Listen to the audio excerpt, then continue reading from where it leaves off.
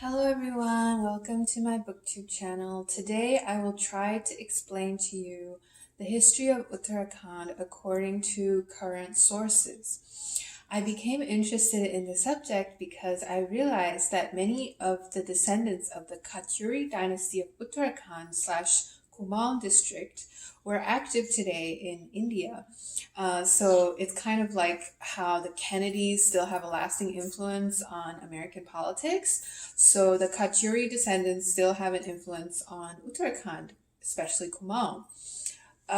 It is also very well known for the Shaivite temples, such as Kedarnath, Badrinath, and the Katyuri founders' temple, Basdeo temple, or Basdeo Mandir. So Basdeo was reputedly a Buddhist until one day he decided to convert to Shaivism.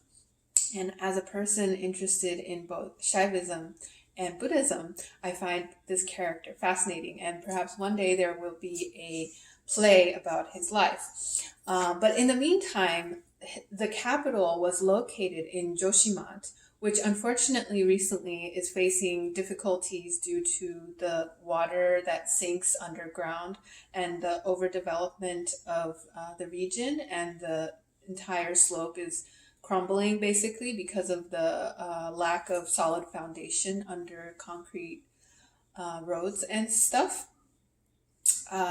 It's very unfortunate, but I still hope to visit Joshimat one day. So Vasudev / Basdeo, he built the temple reputedly during his reign from 850 to 870. And then his successor later on, after perhaps 4 to 5 generations, we're not quite sure, because although it's a patriarchal dynasty, the district is known for being polyandrogynous, meaning that one woman can have many husbands. So it's like a bit difficult to continue with the traditional way of genealogical chronology because of this interesting practice of the region. So one of his successors, Budev, he converted many spaces from Buddhism for Shaivite worship. And Kumaon is sandwiched between Garhwal and Uttar Pradesh, which is to its east. And then to the north is Nepal. And so after 700 years of the demise of the Katyuri dynasty, Gorkhas from Nepal actually came and conquered this Kumaon region.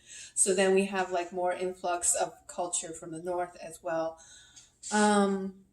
Most of the sources that I can read in English are from E.T. Atkinson, who was a colonial district manager, I guess. He wrote for a district gazetteer about Kumaon, as well as Oma Chanda Handa, who is probably an Indian scholar. He has published extensively about Buddhism in the Himalayan region, south of Tibet, south of Ladakh, etc. That's his like specialty.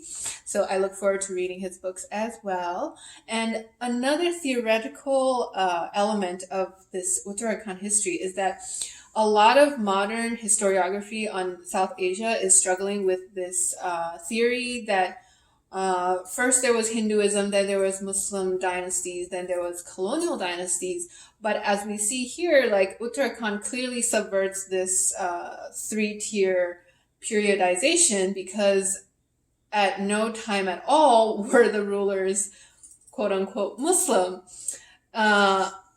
And it's debatable whether Buddhism and Shaivism are essentially that different if you look at it from a perspective of like world history, like the temples, you're burning stuff for something you can't see. So personally, I find this area fascinating, and I really hope to visit Kedarnath one day. And I'm really worried about the global warming and floods that are happening in this district. So I think this is also a small contribution to further investigation into how ecology can benefit from a scientific study of history. Thank you so much. Happy Shaniwar.